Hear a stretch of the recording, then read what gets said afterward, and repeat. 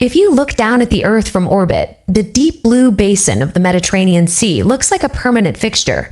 We tend to treat the borders and coastlines on our maps as hard physical truths, lines carved in stone that will outline continents long after we're gone. But the evidence of intense instability is right there on the surface. Look at these coastal cliffs.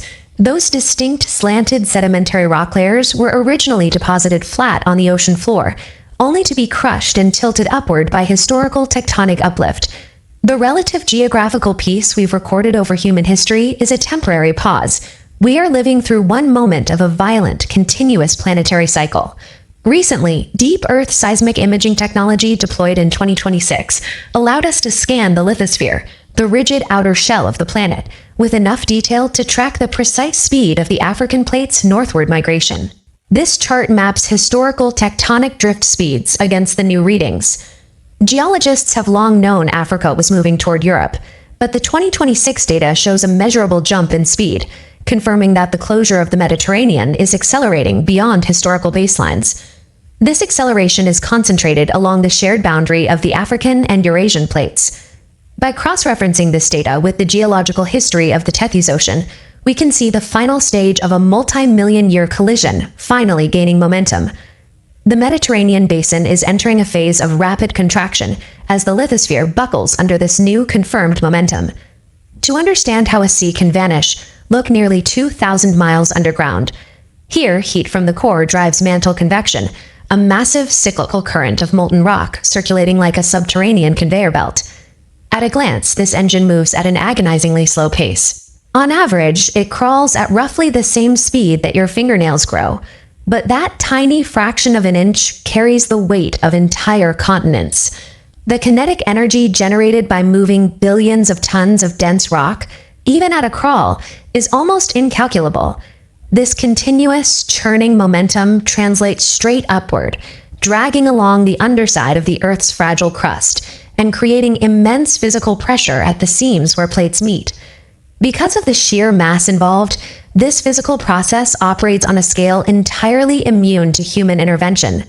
Once that momentum begins to accelerate, there is absolutely no stopping the collision. This diagram shows a cross-section of the collision zone. The dense African plate is migrating northward, forcefully wedging itself downward beneath the slightly lighter Eurasian plate.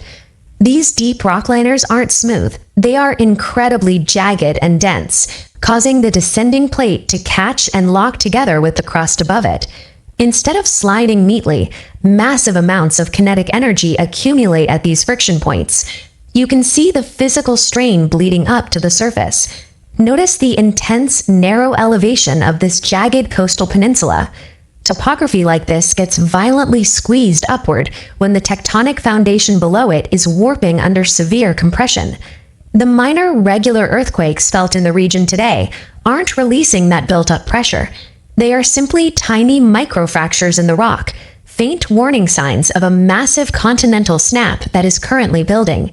If we accelerate this tectonic drift by 1,000,000 years, the localized consequences become clear. As the African plate grinds relentlessly northward, the gap between the continents shrinks until the Mediterranean Sea seals completely shut. The immediate result is disastrous. The immense compression forces the deep ocean floor upward, exposing it to the air, while the remaining, trapped basin of seawater rapidly evaporates into highly saline deserts.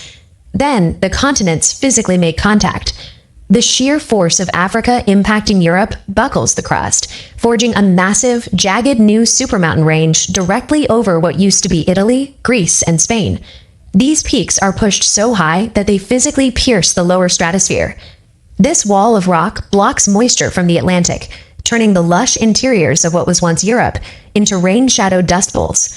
The temperate, habitable landscapes of southern Europe have been replaced by an unnavigable, hyper-arid, and hostile frontier of rock.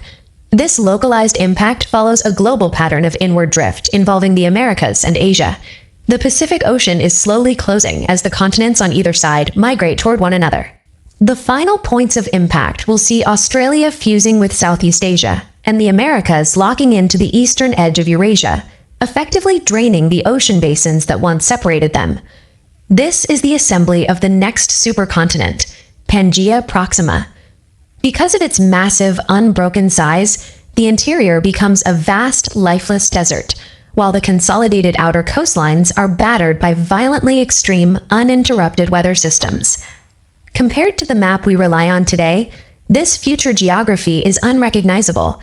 Every national border, coastal city, and maritime trade route we know will have been crushed and folded into rock.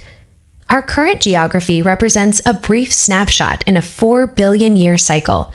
The Earth operates as a grinding engine that eventually recycles every coast and border we have ever mapped.